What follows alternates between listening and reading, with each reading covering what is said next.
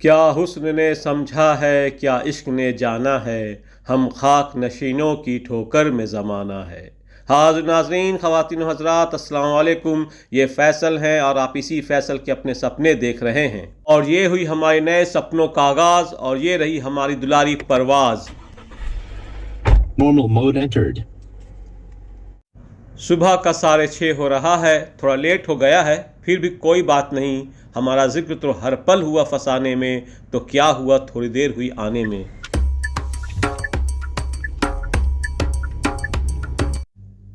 घर से निकलते ही कुछ दूर चलते ही रास्ते में नहीं है उसका घर, बल्कि एक यमनी रेस्टोरेंट है जहां हम लोग जाएंगे और वहां के अरबिक नाश्ते के जायके से आपको रूबरू करवाएंगे और आप इस नाश्ते के पूरे सफ़र में हमारे साथ रहेंगे। घर से लगभग 30 किलोमीटर की दूरी पर हमारी मंजिल दजीज एरिया में, जहां पहुंचकर आप एक बेहतरीन नाश्ते का मज़ा ले सकते हैं।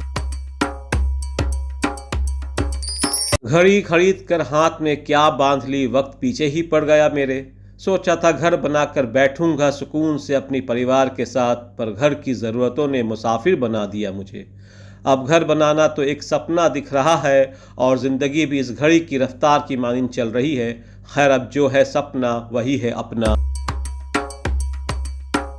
बहुत दिनों से हम लोगों की ख्वाहिश हो रही थी और प्लान बन रहा था कि वीकेंड में नाश्ता कुछ अलग किया जाए। गोया बात यह है कि कुछ नया खाना दिखाने के लिए पहले उसको ढूंढना पड़ता है और ढूंढने में वक्त लगता है, और कोई मिल जाए तो फिर ट्राई करनी पड़ती है और फिर देखना पड़ता है कि इस लायक है कि आपको दिखाया जा सके या नहीं। गोया ऐसा कुछ ढूंढा है और बहुत वक्त लगाकर ढूंढा है, जो आपके सामने हाजिर हो चुका है। अभी आप कुवैत में हैं, दजीज एरिया में हैं, और यहाँ ताला मॉल एंड वाहा मॉल के बीच में जो एक बेहद मारूफ रेस्टोरेंट बवाबा यमन रेस्टोरेंट है, वहाँ हैं आप अभी।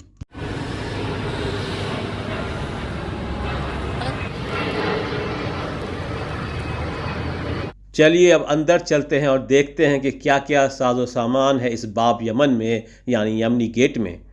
यहाँ का ये फैमिली केबिन जो बिल्कुल ही ट्रेडिशनल रिवायती माहौल के नज़ारे के मानिंद लग रहा है, वाकई बहुत दिलकश और पुरसकून माहौल बाब यमन का। कहीं का भी खाना जैसा भी हो, अच्छा हो, आप अपने ही ज़ुबान के जायके के हिसाब से ऑर्डर करने की कोशिश करेंगे।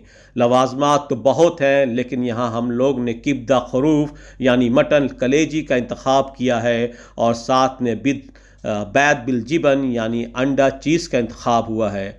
और ये शानदार लजीज तंदूरी मलूह पराठा जो आप देखेंगे तो ज़रूर ऐसा ढूंढने की कोशिश करेंगे। आइए आपको इस होटल का छोटा सा नज़ारा करवाते हैं और दिखाते हैं कि क्या शानदार किस्म का खड़कता हुआ कुरकुरा तंदूरी पराठा रेडी हो रहा है हमारे लिए। अभी आप यहाँ के किचन में आ चुके हैं, जहाँ से आप इस तंदूरी पराठा के बनने के सारे मराहिल से रूबरू हो रहे हैं।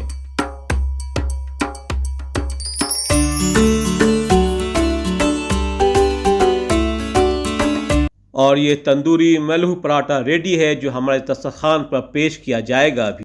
और ये रहा हमारे इस वीकेंड का नाश्ता, अंडा विद चीज़ और मटन कलेजी। माशाअल्लाह, ये अपनी शोख खूबसूरती के साथ जायकेदार होने की दास्तान खुद बयान कर रही है। और ये तंदूरी हुस्न से लिपटे हुए निखरे और कड़कदार तंदूरी पराठा के क्या ही कहने, इसकी लज्जत ने तो हमें यहाँ बाब यमन में ला छोड़ा है। आइए बिस्मिल्लाह करते हैं और फिर बताते हैं कि हमारी ज़ुबान क्या कह रही है।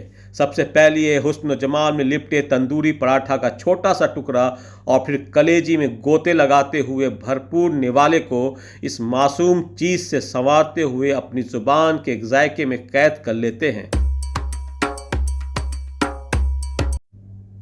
बिस्मिल्लाह, माशाअल्लाह, बहुत आला, बहुत उम्दा।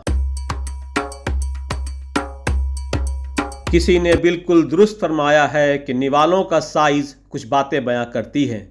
एक ये कि आपको भूख कितनी शिद्दत की लगी हुई है, यहाँ हमारी भूख की शिद्दत का अंदाज़ा तो आपने लगा ही लिया होगा। और दूसरी अहम बात ये कि निवाला कितना लजीज और जायकेदार है, और जब ये दोनों का संगम हो जाता है तो निवालों का साइज़ बड़ा होना लाजिम हो जाता है। यकीनन अरबिक खाने का मज़ा ही बिल्कुल अलग है। इनके खानों में मसालों की क्वांटिटी बहुत कम होती है, इसलिए हर चीज़ का जायका पूरा उभर कर आता है और आपकी ज़ुबान इसके जायकों को महसूस कर पाती है। अल्हम्दुलिल्लाह, अल्लाहुम्मा लकल हम्द, बिल्कुल साफ़। मुझे लगता है चाय के लिए कभी किसी को ना नहीं कहना चाहिए। चाय के साथ आप सिर्फ वक्त नहीं बांटते हो, अपनी गम, अपनी खुशी के पल, मन की परेशानियां और दिल का बोझ भी बांट लेते हो। तो अगली बार कोई आपसे कहे कि चाय पियेंगे तो आप उसे मना ना कीजिएगा।